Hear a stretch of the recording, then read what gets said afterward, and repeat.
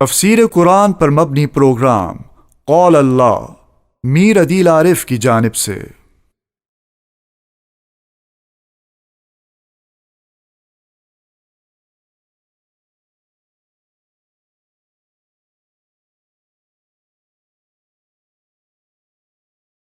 بسم اللہ الرحمن الرحیم۔ پروگرام قال اللہ میں آج ہم انشاءاللہ سورہ محمد کا دوسرا رکوع ترجمے اور تفسیر کے ساتھ پڑھیں گے۔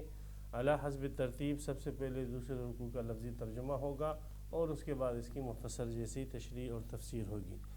اعوذ باللہ من الشیطان الرجیم، بسم اللہ الرحمن الرحیم۔ ان اللہ یدخل الذین آمنوا، بے شک اللہ تعالیٰ داخل کرے گا ان لوگوں کو جو ایمان لائے، وعملوا الصالحات اور نیک اعمال کیے، جنات باغات میں، تجری من تحت الانہار کہ بہتی ہوگی ان کے نیچے سے نہریں، والذین کفروا اور وہ لوگ جنہوں نے انکار کیا، کفر کیا، یتمتعون وہ فائدہ اٹھا رہے ہیں، ویأکلون اور کھا رہے ہیں، کما تأکل الانعام جیسے جانور کھاتے ہیں، والنار مثوی لہم اور آگ ان کا ٹھکانہ ہے، وکأی من قریۃ اور کتنی بستیاں ہیں، اشد قوہ ہی اشد قوہ جو طاقت میں زیادہ ہے، من قریتک تیری اس بستی سے، التی اخرجت کا جس نے تجھے نکالا، اہلکناہم ہم نے ان بستیوں کو ہلاک کر دیا، فلا ناصر لہم پس ان کے لیے کوئی مدد کرنے والا نہ تھا۔ افمن کان علی بینۃ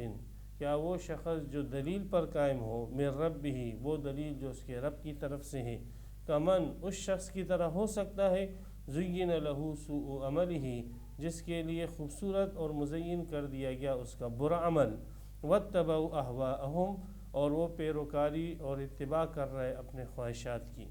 مثل الجنت التی مثال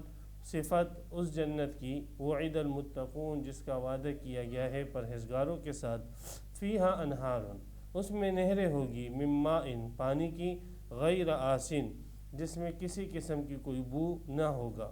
وانہار اور نہریں ہوگی، من لبن دودھ کی، لم یتغیر طعمہ جس کا ذائقہ متغیر نہ ہوگا، وانہار من خمر اور نہریں ہوگی شراب کی، لذت للشاربین پینے والوں کی لذت کے لیے، وانہار من عسل مصفی اور نہریں ہوگی صاف شفاف شہد سے،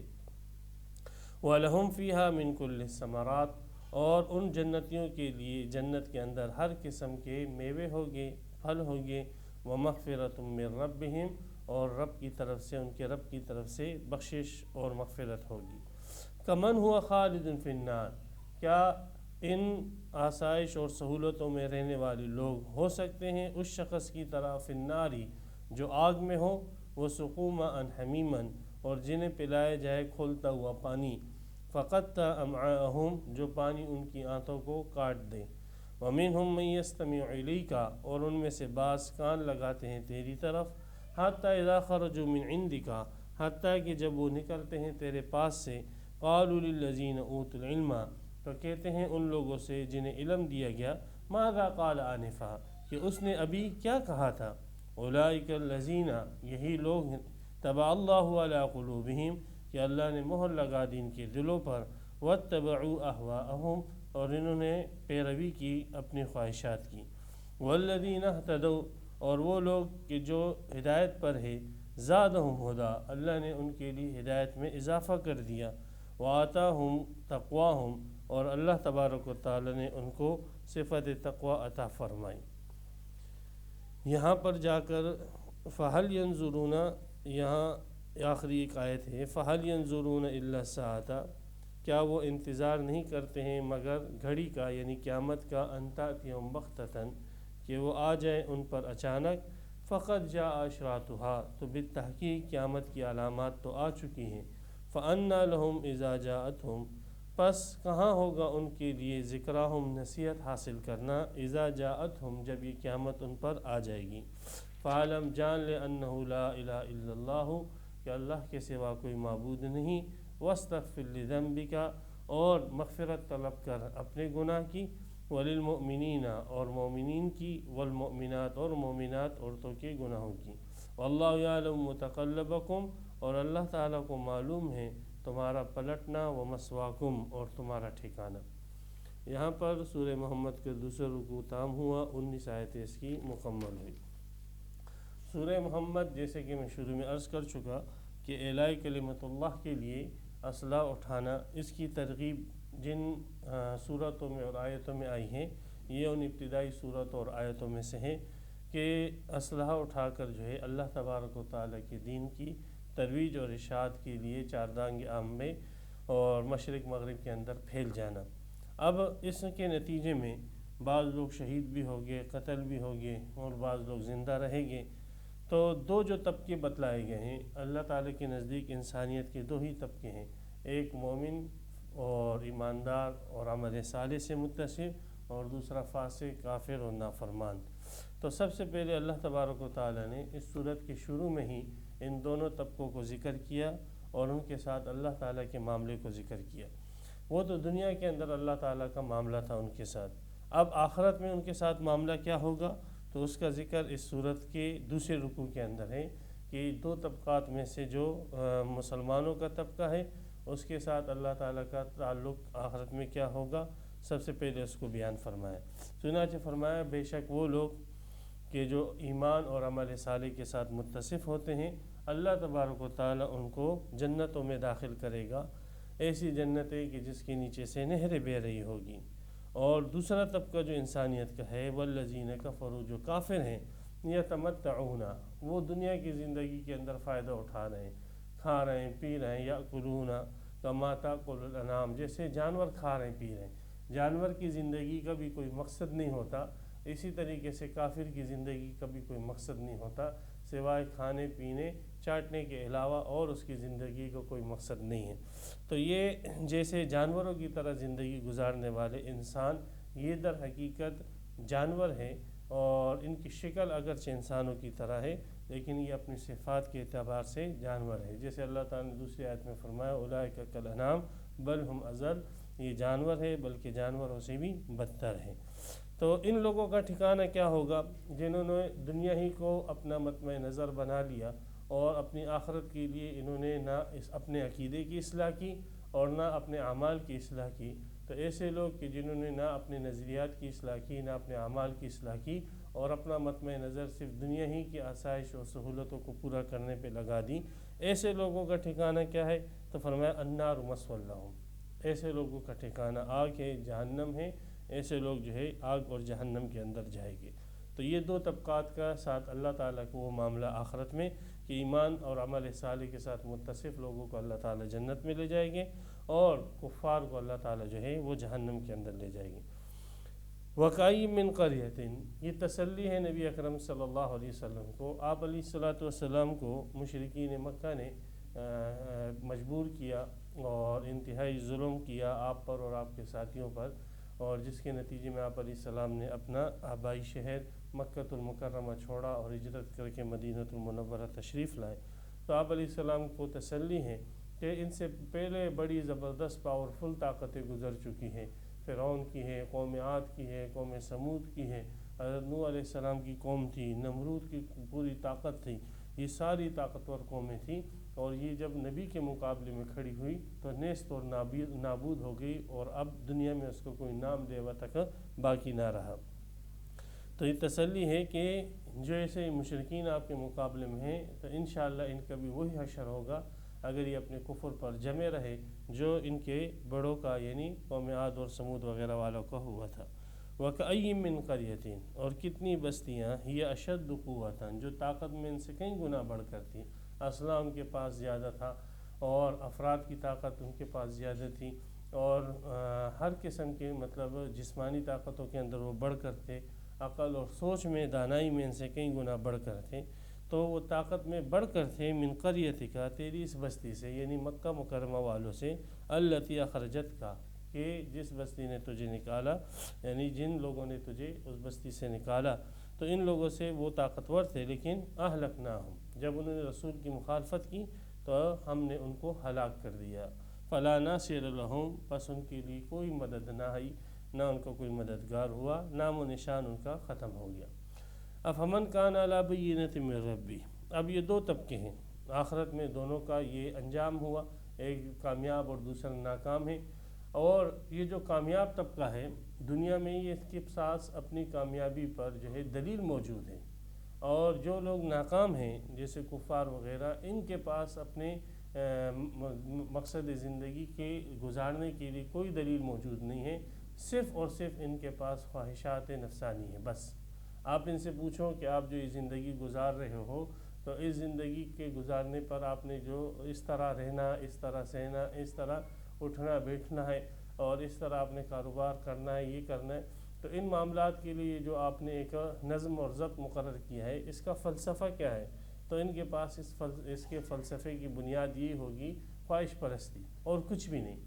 صرف ان کے پاس یہی بنیاد ہوگی کہ اس میں ہمیں سہولت ہے، اس میں آسانی ہے، اس میں جو ہے ہم نے جو شراب کو جائز قرار دیا تو اس وجہ سے کہ اس میں ہمیں مزہ آ رہا ہے، اور بدکاری کو جو ہم نے درست قرار دیا اس وجہ سے کہ اس میں ہمیں لطف آ رہا ہے وغیرہ۔ یہ دیگر جو ان کا پورا نظام زندگی ہے کفار کا، آپ اگر ان سے پوچھیں تو ان کے پاس جو ہے اس کی بنیاد صرف اور صرف جو ہے اپنی ذاتی جسمانی جو ہے آسائش اور سہولت حاصل کرنے کے علاوہ اور کچھ نہیں ہے، صرف اور صرف خواہش کی پیروی۔ اور اسی خواہش کی پیروی کو یہ لوگ محرک بناتے ہیں اور اس کو مقصد بناتے ہیں، اور اس کے گرد ان کی پوری زندگی اور پورے جو ہے نظم و ضبط اور پورے سلسلے جو زندگی کے ہوتے ہیں ان کے، وہ چلتے رہتے ہیں۔ ان کا نظام بھی اسی خواہش پرستی کو پورا کرنے میں مصروف ہے، ان کا جو گھر کی زندگی ہے وہ بھی خواہش پرستی کو پورا کرنے میں ہے، ان کے جو حکومتی زندگی ہے، معاشرتی زندگی، وہ سارے کے ساری جو ہے اسی خواہش پرستی کے ارد گرد گھومتی ہیں۔ ان کا پورا نظام اپنی خواہش پرستی کے اتباع میں۔ بخلاف اہل ایمان، جب مومن سے پوچھا جائے کہ آپ اس طرح حلیہ کیوں بنا کے رکھتے ہو، آپ اس طرح نکاح کیوں کرتے ہو، آپ اس طریقے سے جو ہے اپنی غمی یا خوشی یا کاروبار کیوں کرتے ہو، آپ اس طرح حکومت کا نظام کیوں چلاتے ہو، آپ مجرموں کو اس طرح سزا کیوں دیتے ہو، تو مومن کے پاس ایک دلیل ہوتی ہے کہ یہ ہمیں ہمارے اللہ نے کہا ہے، ہمارے رب نے کہا ہے، جس نے ہمیں کریٹ کیا ہے، پیدا کیا ہے، پھر پالا ہے، ہماری تمام ضرورتیں پوری کی ہے، اس نے ہمیں یہ حکم دیا ہے کہ تم نے اس طریقے سے زندگی گزارنی ہے، اس طریقے سے تم نے حکومت کرنی ہے، اس طرح تمہارا معاش ہوگا، اس طرح تمہاری معیشت ہوگی۔ تو ان کی زندگی کی پوری جو تحریکات ہیں اور جتنی اس کی زندگی کی چلت پھرت ہے، اس کا بنیادی بیسک یہ ہے کہ اپنے رب کے حکم کو پورا کرنا ہے۔ اگر وہ کاروبار کر رہے ہیں تو اس میں بھی اپنے رب کے حکم کو پورا کرتے ہیں، اور اگر وہ شادی بیاہ کرتے ہیں تو وہ بھی رب کے بتائے ہوئے طریقوں کے مطابق کرتے ہیں۔ تو کیا یہ دو شخص، دو زندگی گزارنے والے انسان، کہ جس میں ایک کے پاس اپنی زندگی کے حرکات کے لیے جو محرک ہے، جو وجہ ہے، وہ اللہ ہے اور اللہ کا حکم ہے، اور دوسرا وہ شخص جس کے لیے اپنے زندگی کے نظم و ضبط گزارنے کے لیے جو اس نے طریقے مقرر کیے ہیں، اس کے لیے بنیادی بیسک اور وجہ صرف اور صرف اپنی خواہش پرستی ہیں، تو کیا یہ دونوں شخص برابر ہو سکتے ہیں؟ تو کسی بھی عقل مند آدمی سے پوچھا تو وہ یہ کہے گا کہ نہیں، کبھی بھی یہ دونوں اشخاص برابر نہیں ہو سکتے۔ تو جب یہ دنیا کے اندر آپ بھی مانتے ہو کہ یہ دونوں اشخاص برابر نہیں ہیں، تو پھر قیامت کا وجود ناگزیر ہے، اس لیے کہ اگر قیامت نہیں ہوگی تو اور دونوں مر کھپ گئے اور مٹی ہو گئے، تو پھر تو اس آدمی کی اچھائی کا کیا فائدہ اور اس کی برائی نے اس کو کیا نقصان پہنچایا۔ تو یہ جب عقل اس بات کو مانتی ہے کہ جو آدمی صحیح زندگی گزار رہا ہے اس کو صحیح زندگی گزارنے پر انعام ملنا چاہیے، اور جو بری زندگی گزار رہا ہے اس کو بری زندگی گزارنے پر سزا ملنی چاہیے، تو یہ عقلی یہ فیصلہ عقل کا یہ فیصلہ خود قیامت کے وجود کا تقاضا کرتا ہے۔ تو اس میں قیامت کا اس بات بھی آ رہا ہے۔ تو ضمناً قیامت کے اس بات تو آخرت کا ہو چکا، جنت اور دوزخ کے ذکر سے، اب اس کے اوپر دلیل۔ افمن کان علی بینۃ من ربہ، کیا وہ شخص جو دلیل پر قائم ہے، اور وہ دلیل جو اس کے رب کی طرف سے، اور دلیل یہی ہے اس کے پاس کہ میرے رب کا حکم ہے، کمن زین لہ سوء عملہ، اس شخص کی طرح ہو سکتا ہے کہ جس شخص کے لیے اس کے برے عمل کو خوبصورت کر دیا، اور واتبعوا اہواءہم، بس وہ اپنے خواہشات کی پیروی کر رہا ہے۔ ہرگز نہیں، عقل کا فیصلہ یہی ہے۔ یہ سوال کر کے اللہ نے انسانیت کے اوپر جواب کو چھوڑ دیا، اور عقل کا جواب یہی ہے کہ یہ دونوں برابر نہیں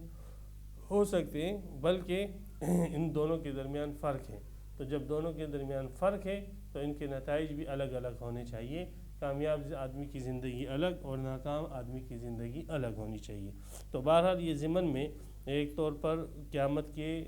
وقوع اور قیامت کے جو ہے تقاضے کی ایک قسم کی دلیل عقلی پیش کر دی گئی کہ پیچھے جو ایمان عمل صالح اور کفار کے متعلق یہ آ گیا کہ جنت اور جہنم میں جائیں گے، تو اس کے متعلق قیامت کے وقوع اور امکان کے متعلق ایک قسم کی عقلی دلیل پیش کی۔ اب دوبارہ جو ہے وہ سلسلہ کہ یہ جو اہل جنت کو جنت ملے گی اس کی کچھ صفات اور مزید بیان کی جا رہی ہیں تاکہ ترغیب ہو جائے ایمان والوں کو اور عمل صالح کرنے والوں کو۔ فرمایا کہ وہ جنت جس کا پرہیزگاروں کے ساتھ وعدہ کیا گیا ہے، اس میں وعدہ جو ہے پرہیزگاروں کے ساتھ ہے، متقی کے ساتھ ہے، اور متقی شریعت میں اس شخص کو کہا جاتا ہے کہ جو موحد ہو، مومن ہو، اور ہر قسم کے گناہ کبیرہ سے اپنے آپ کو بچائے، اور ہر قسم کے اللہ کے اوامر پر وہ عمل کرے اور نواہی سے اجتناب کرے۔ یہ ہے متقی، اور یہ تقوی کا سب سے اقل درجہ ہے کہ وہ موحد ہو اور تمام مامورات پر عمل کرے اور تمام منہیات سے اپنے آپ کو بچائے۔ تو ان متقین سے اللہ تبارک و تعالی نے جنت کا وعدہ کیا ہے، اور اس جنت کی صفت یہ ہے کہ اس میں نہریں ہیں۔ 4 نہروں کا یہاں پر ذکر ہے۔ پانی کی نہر ہوگی، اور ایسا ہی پانی ہوگا کہ جس میں کسی قسم کی کوئی بدبو نہیں ہوگی۔ دنیا کا پانی تو ٹھہرنے کی وجہ سے بدبودار ہو جاتا ہے، لیکن یہ ایسی نہر ہے کہ ایسا پانی ہے کہ جتنا بھی ٹھہر رہا ہے اس کے اندر بدبو پیدا نہیں ہوتی۔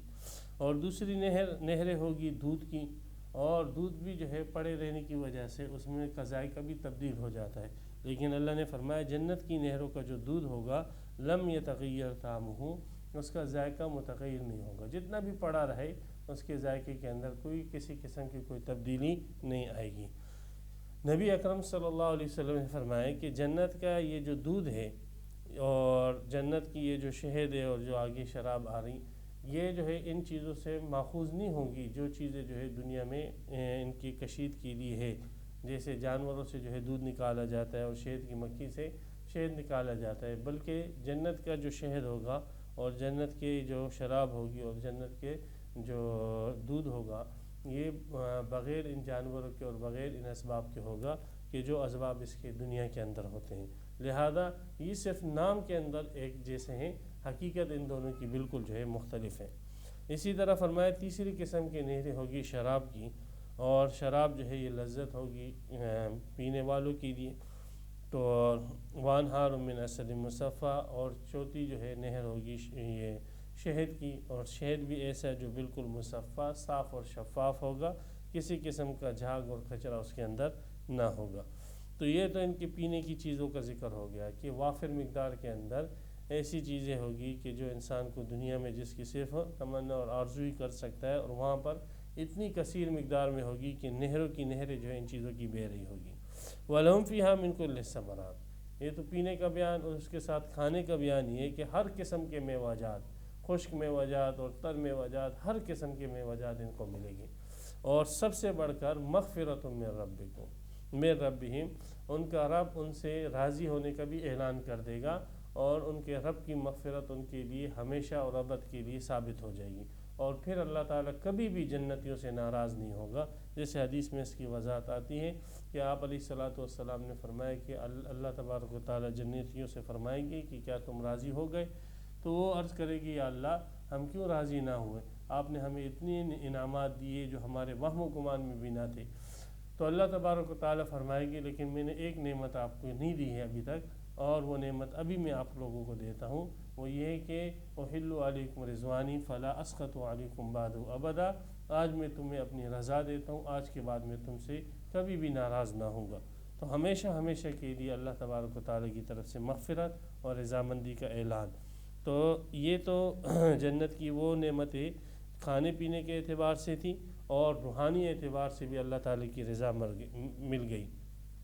تو اس قسم کا لائف اسٹائل اور زندگی گزارنے والا شخص کیا اس شخص کی طرح ہو سکتا ہے کہ جو جہنم کی آگ کے اندر جل رہا ہو؟ کمن ہوا خالد فی النار، پھر ایک دن نہیں، 2 دن نہیں، ہمیشہ کے لیے جو ہے وہ جہنم کے اندر جل رہا ہو، اور پھر اس کو پلانے کے لیے کیا، ان کو تو جنت میں باغات دیے گئے تھے اور اس کو آگ دی گئی، اور یہ بھی ہمیشہ رہ رہے، وہ بھی جہنم کے اندر ہمیشہ رہ رہے ہیں، اور ان کو پینے کے لیے شراب دی جا رہی ہے، دودھ دیا جا رہا ہے، شہد دی جا رہی ہے، پانی دیا جا رہا ہے، اور ان کو کیا، ان کو پانی دیا جائے گا لیکن حمیمن، کھولتا ہوا پانی، ابلتا ہوا پانی، جو وہ پئیں گے تو فقط معہم، وہ پانی ان کی انتڑیوں کو اور ہاتھوں کو بالکل کاٹ پیٹ دے گا اور سب کچھ جو ہے نیچے سے نکل آئے گا۔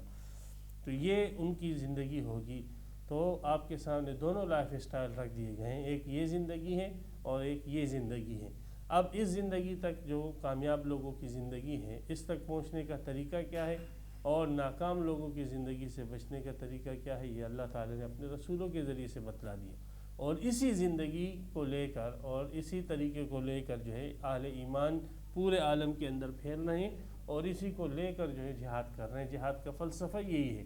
کہ لوگوں کو ایک کامیاب زندگی دینا، کامیاب لائف اسٹائل دینا، اور لوگوں کو جو ہے ناکامی کی زندگی سے بچانا۔ تو جو بدبخت جو ہے بیچ میں رکاوٹ بنے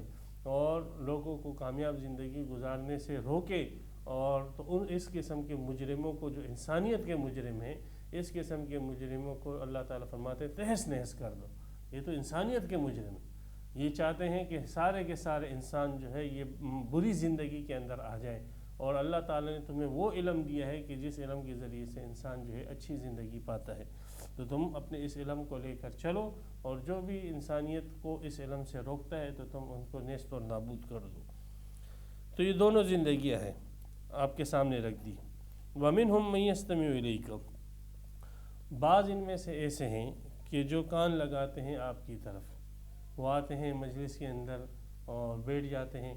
اور بیان ہو رہا ہے، وعظ ہو رہا ہے، اللہ کی طرف دعوت دی جا رہی ہے، اور وہ بھی سن بیٹھے ہیں اور کان تو کھلے ہوئے لگے ہوئے کان ان کی۔ لیکن حتی اذا خرجوا من عندک، جب آپ کی مجلس سے نکلتے ہیں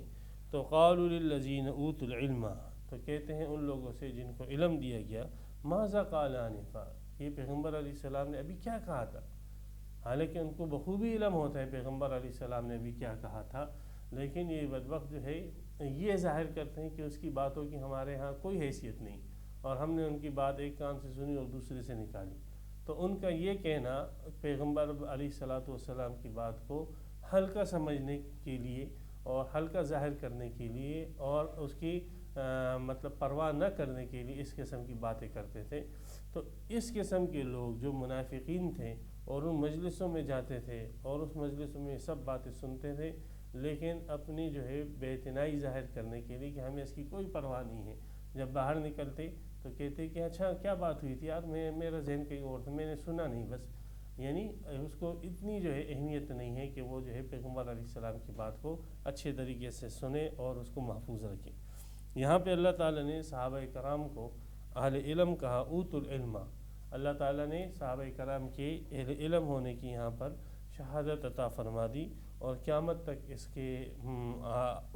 علم پر جو ہے اللہ تعالیٰ نے یہ مہر لگا دی کہ صحابہ کرام جو ہے وہ اہل علم کی جماعت ہے، اور جو منافقین ہیں وہ جاہل ہیں۔ اولئک الذین طبع اللہ علی قلوبہم، ظاہر تو یہ کر رہے کہ ہمیں کوئی پرواہ نہیں ہے پیغمبر کی باتوں کو، پیغمبر کی اس تعلیمات کی ہمیں کوئی پرواہ نہیں، ہم گئے اور بس آگے دیکھو ہم پر کوئی اثر نہیں ہوا۔ اللہ فرماتے ہیں کہ حقیقت یہ ہے کہ طبع اللہ علی قلوبہم، اللہ نے ان کے دلوں پر مہر لگا دی تھی، جس کی وجہ سے پیغمبر کی باتیں ان کے دلوں کے اندر نہ گھس پائی۔ واتبعوا اہواءہم، اور اللہ نے مہر کیوں لگائی؟ ان کی عمل کی وجہ سے، کہ یہ پوری زندگی انہوں نے اپنی خواہش کی پیروی کی، خواہش پرستی کی، اللہ کی نافرمانی کرتے رہے، تو اس خواہش پرستی کے نتیجے میں اللہ تعالیٰ نے ان کے دلوں پر مہر لگا دی۔ جیسے حدیث میں آتا ہے کہ آپ علیہ السلام نے فرمایا جب کوئی انسان گناہ کرتا ہے تو ایک نقطہ اس کے دل پر لگ جاتا ہے، اگر وہ توبہ کرتا ہے تو وہ نقطہ چھٹ جاتا ہے، ختم ہو جاتا ہے، اور اگر وہ گناہ پہ گناہ کرتا رہتا ہے تو وہ نقطے بڑھتے رہتے ہیں حتیٰ کہ وہ پورے دل کا احاطہ کر لیتے ہیں، اور پھر یہ ایسا دل ہو جاتا ہے کہ جس کے اندر کسی قسم کی خیر داخل نہیں ہوتی۔ یہی ہے جس کو اللہ تعالیٰ فرماتے ہیں طبع اللہ علی قلوبہم، یہی ہے جس کو اللہ تعالیٰ فرماتے ہیں ختم اللہ علی قلوبہم۔ تو یہ ہے کہ حقیقت یہ پیغمبر کی مجلسوں سے محروم ہو کر آ رہے ہیں، تو اس کی وجہ یہ نہیں ہے کہ ان کو بے اعتنائی، بلکہ اللہ تعالیٰ نے ان کے دلوں پر مہر لگا دی ہے، اور اللہ نے جو مہر لگائی ہے وہ ان کے اپنے عمل کی پاداش میں اور اس کی وجہ سے لگائی کہ اپنی خواہش پرستی کے پیچھے لگے ہوئے تھے۔ والذین اہتدوا زادہم ھدی، بخلاف اس اہل ایمان کی کہ جب وہ مجلس علم میں جاتے ہیں اور پیغمبر علیہ السلام یا آپ علیہ السلام کے بعد آپ کے شاگردوں کی مجلس میں یا آپ علیہ السلام کے ورثاء علماء کی مجلس میں جاتے ہیں تو اہتدوا، یہ ہدایت یافتہ لوگ زادہم ہدا، اللہ تبارک و تعالیٰ ان کے لیے اور جو ہے ہدایت میں اضافہ فرمائے، ان کی ہدایت اور بڑھ جاتی ہے، اور ان کی جو ہے اللہ تبارک و تعالیٰ کے ساتھ معرفت، تقرب، دین کے اوپر چلنا، دین کی معلومات حاصل ہونا اور اللہ تعالیٰ کی رضا کے طریقے اور ان کو زیادہ معلوم ہو جاتے ہیں، تو ان کی ہدایت اور زیادہ ہو جاتی ہے۔ وہ وہاں سے کفر لے کر آئے، نفاق لے کر آئے اور اللہ تعالیٰ کی ناراضگی لے کر آئے، اور جو ہدایت یافتہ لوگ تھے وہ اسی مجلس سے مزید ہدایت لے کر آئے ہیں۔ وَآتَاهُمْ تَقْوَاهُمْ، اور اللہ تبارک و تعالیٰ ان کو صفت تقوی بھی عطا فرما دیتے ہیں، اور یہ متقین بن جاتے ہیں، اور متقین ہی کے ساتھ اوپر وعدہ کیا گیا تھا کہ متقین ہی جنت کے اندر داخل ہوگے، تو اللہ تبارک و تعالیٰ ان کو صفت تقوی کے ساتھ متصف فرما دیتے ہیں۔ تو اس سے پتہ لگا کہ جس اہل علم کی مجلس میں آپ جائے جو اللہ کے رسول کے وارث ہیں، تو وہاں پر جا کر اس کی بات کو اس نیت سے سنیں کہ اللہ تعالیٰ مجھے اس سے ہدایت دے، نہ یہ کہ رد کی نیت سے سنیں، نہ یہ کہ وہاں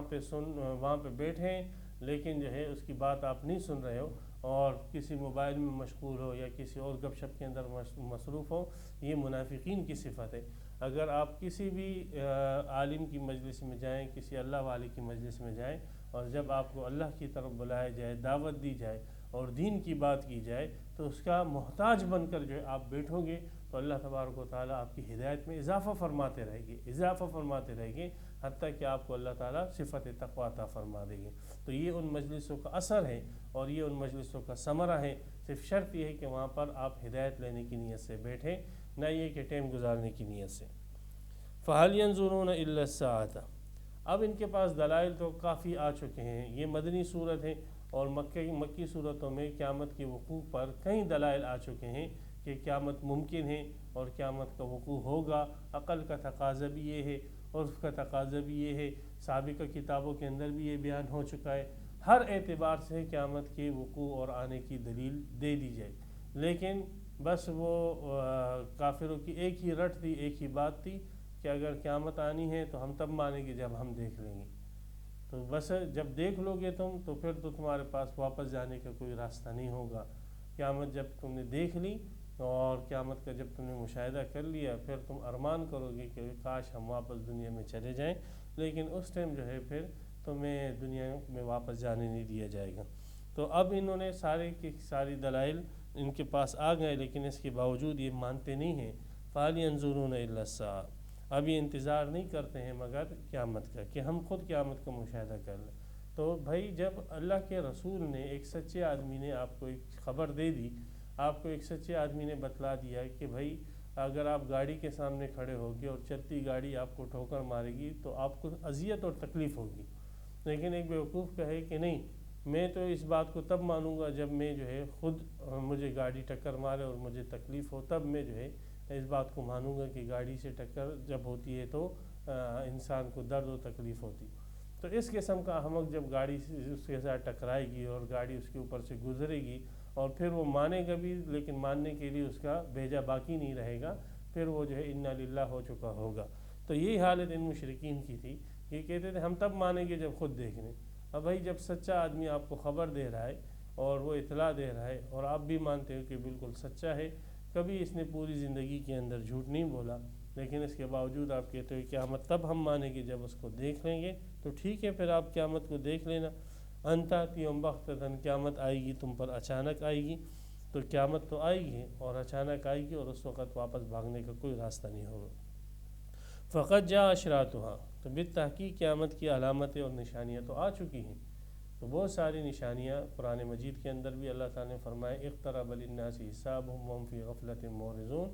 قیامت لوگوں کے قریب آ چکی ہے اور لوگ ابھی تک غفلت کے اندر پڑے ہیں۔ سورہ قمر میں اقتربت الساعۃ وانشق القمر، قیامت قریب آ چکی ہے اور چاند جو ہے وہ بھی شق ہو چکا، پھٹ چکا ہے۔ اسی طریقے سے اور آیتوں کے اندر بھی اللہ تبارک و تعالیٰ نے قیامت کے قریب آنے کا بیان فرمایا ہے۔ نبی اکرم صلی اللہ علیہ وسلم نے بھی فرمایا بعثت انا والساعۃ کہاتین، آپ علیہ السلام فرمایا میں اور قیامت ان دو انگلیوں کی طرح بھیجے گئے ہیں، جیسے یہ دو انگلیاں ایک دوسرے کے پیچھے اور متصل ہیں، اسی طریقے سے قیامت کا آنا بھی میرے ساتھ متصل ہے۔ تو قیامت کی علامتوں میں سے آپ علیہ السلام کا آنا بھی ایک بڑی علامت تھی۔ چاند کا پھٹ جانا یہ بھی علامت تھی۔ اسی طریقے سے قیامت کی علامتوں میں سے بہت ساری علامتیں جو نبی اکرم صلی اللہ علیہ وسلم نے بتلائی ہے، حدیث کی کتابوں کے اندر تفصیل سے موجود ہیں۔ تو ان میں دو قسم کی علامتیں، چھوٹی علامتیں ہیں، بڑی علامتیں بھی ہیں۔ اور آپ علیہ الصلوۃ والسلام نے جو چھوٹی علامتیں بتلائی ہے وہ تو تقریباً سب کی سب پائی جا رہی ہے۔ اس وقت اگر ہم اپنے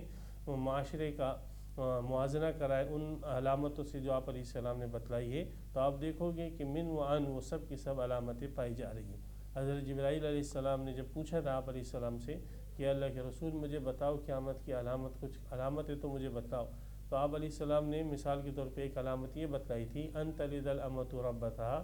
کہ لونڈی جو ہے وہ اپنی مالکن کو جنے گی، یعنی بچے جو ہے وہ والدین کے نافرمان ہو جائے گی، اور وہ بچے نہیں رہے گے بلکہ وہ